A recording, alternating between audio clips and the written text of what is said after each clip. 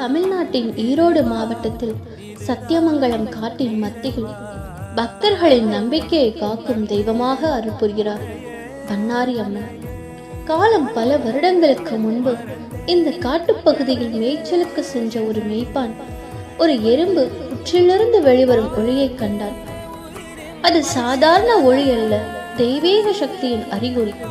அந்த இடத்தில் சுயம்பு வடிவில் அம்மன் வெளிப்பட்டதாக மக்கள் நம்பினர். பின்னர் அங்கே ஆலயம் கட்டப்பட்டது. இன்று பண்ணாரி அம்மன் தீய சக்திகளிலிருந்து காக்கும் தெய்வமாகவும் குடும்ப நலன் அருளும் அம்மையாகவும் லட்சக்கணக்கான பக்தர்களால் போற்றப்படுகிறார். பங்குனி மாதம் வந்தால் முழு ஆலயமும் பக்தி அழையால் நிரம்பிவிடும். விளக்குகள், பூ அலங்காரம், அம்மா தாயே என்ற கோஷங்கள், காவடி எடுத்து வரும் பக்தர்கள், அங்க பிரதட்சணை செய்யும் மக்கள். அந்த தருணத்தில் அம்மனை கண்டால் கண்கூடாக உணர முடியும்.